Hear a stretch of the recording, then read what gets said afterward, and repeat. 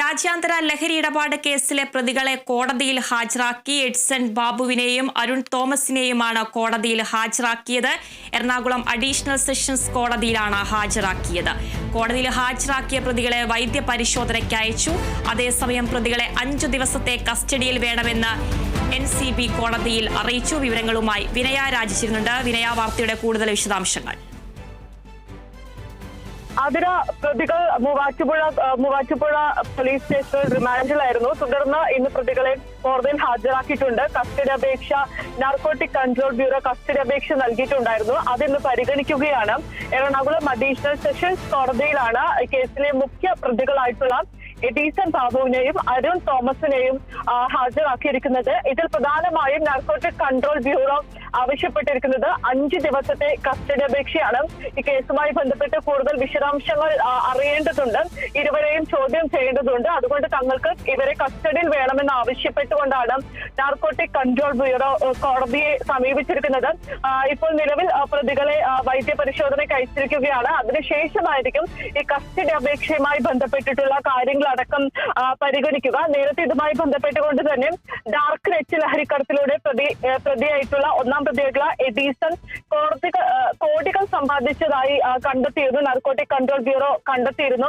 പ്രതിയുടെ 10 ബാങ്ക് അക്കൗണ്ടുകൾ NCB പരിശോധിക്കുകയും മറ്റും ചെയ്തിട്ടുണ്ടായിരുന്നു. ഈ ബാങ്കുകൾ പരിശോധിച്ചതിലൂടെയാണ് ഏകദേശം 10 കോടിയിലധികം രൂപ എഡീസൺ സമ്പാദിച്ചതായി NCB കണ്ടെത്തിയിട്ടുണ്ടായിരുന്നത്. ഈ തുക ഉപയോഗിച്ചുകൊണ്ട് മൂവാറ്റുപുഴയിൽ സ്ഥലം വാങ്ങുന്നതിനും ഷോപ്പിംഗ് കോംപ്ലക്സ് നിർമ്മാണത്തിനും ചെലവഴിക്കുകയായിരുന്നു ചെയ്തിട്ടുണ്ടായിരുന്നത്.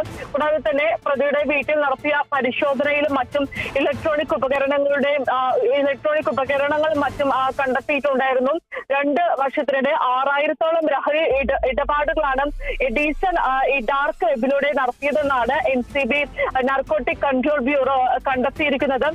കൂടാതെ തന്നെ ഇന്ത്യയിലെ തന്നെ ഡാർക്ക് നെറ്റ് വഴി നടത്തിയ ഏറ്റവും വലിയ ലഹരി ഇടപാടാണ് ഇത് എന്നാണ് എഡീസൺ നടത്തിയതെന്നാണ് NCB കണ്ടെത്തിയിരിക്കുന്നത്. കൂടാതെ തന്നെ സബ് ജയിലിൽ റിമാൻഡിലുള്ള എഡീസൺ ഈ മൂവാറ്റുപുഴ ജയിലിലായിരുന്നു എഡീസണും കൂടാതെ സുഹൃത്തായിട്ടുണ്ടായിരുന്ന അരുൺ തോമസും ഉണ്ടായിരുന്നത്. കൂടാതെ മറ്റ് പ്രതികളായിട്ടുള്ള ഡിയോൾ, അഞ്ജു എന്നിവരെയും കസ്റ്റഡിയിൽ വാങ്ങാനുള്ള അപേക്ഷ ഉടൻ തന്നെ നാർക്കോട്ടിക് കൺട്രോൾ ബ്യൂറോ നൽകുമെന്നാണ് നൽകിയിരിക്കുന്നത്. ഇതിലെ കേസിലെ മറ്റു പ്രതികളായിട്ടുള്ള ഡിയോളിനെയും ഭാര്യ അഞ്ജുവിനെയും എഡീസണുമായി ബന്ധമുണ്ട് എന്നാണ് NCBയുടെ നിഗമനം. അതുമായി ബന്ധപ്പെട്ടുകൊണ്ട് തന്നെ ഈ ഡിയോളിനെയും അഞ്ജുവിനെയും കൂടി കസ്റ്റഡിയിലെടുത്ത് ചോദ്യം ചെയ്തതിനു ശേഷം ഇവരുമായിട്ടുള്ള ബന്ധം, അതായത് എഡീസണുമായിട്ടുള്ള ബന്ധമടക്കം കണ്ടെത്തേണ്ടതുണ്ട് എന്നാണ് NCB പറയുന്നത്. നിലവിൽ എന്തായാലും ഇപ്പോൾ എഡീസൺ ബാബു കേസിൽ മുഖ്യ പ്രതികളായിട്ടുള്ള എഡീസൺ ബാബുവിനെയും അരുൺ തോമസിനെയുമാണ് കോടതിയിൽ ഹാജരാക്കിയിരിക്കുന്നത്. 5 ദിവസത്തെ കസ്റ്റഡി അപേക്ഷയാണ് NCB നൽകിയിരിക്കുന്നത്. രാജ്യാന്തര ലഹരി ഇടപാട് കേസിലെ പ്രതികളെ കോടതിയിൽ ഹാജരാക്കിയിരിക്കുന്നു. എഡ്സൺ ബാബുവിനെയും അരുൺ തോമസിനെയുമാണ് കോടതിയിൽ ഹാജരാക്കിയത്. എറണാകുളം അഡീഷണൽ സെഷൻസ് കോടതിയിലാണ് ഹാജരാക്കിയത്. കോടതിയിൽ ഹാജരാക്കിയ പ്രതികളെ വൈദ്യപരിശോധനയ്ക്ക് അയച്ചു. അതേസമയം പ്രതികളെ 5 ദിവസത്തെ കസ്റ്റഡിയിൽ വേണമെന്ന് NCB കോടതിയിൽ അറിയിച്ചു. പത്തനംതിട്ട പയ്യനാമണ്ണിൽ കോറിമറിഞ്ഞുണ്ടായ അപകടത്തിൽ ബീഹാർ സ്വദേശിക്കായി തിരച്ചിൽ തുടരുന്നു. ക്യാബിനറ്റിനു മുകളിലുള്ള പാറക്കഷ്ണങ്ങൾ നീക്കിയതിനു ശേഷമാണ് തിരച്ചിൽ നടത്താനാകൂ.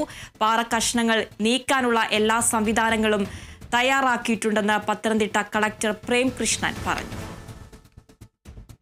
ഇപ്പൊ ഞാൻ ചിറക്കിയപ്പോൾ ആ ക്യാബിനറ്റിന്റെ മുകളിലാണ് ആ വലിയ പാറക്കഷ്ണങ്ങൾ വന്ന് കിടക്കുന്നത്. അതുകൊണ്ട് തന്നെ അത് കുറച്ച് ദുഷ്കരമായിരിക്കും ഇപ്പൊ റിമൂവ് ചെയ്യാന്നുള്ളത്. അത് ഈ വന്നിരിക്കുന്ന ഒന്നെങ്കിൽ നമ്മൾ ക്രെയിൻ വെച്ച് കെട്ടിവലിക്കുകയോ അല്ലെങ്കിൽ ഈ പറഞ്ഞ വലിയ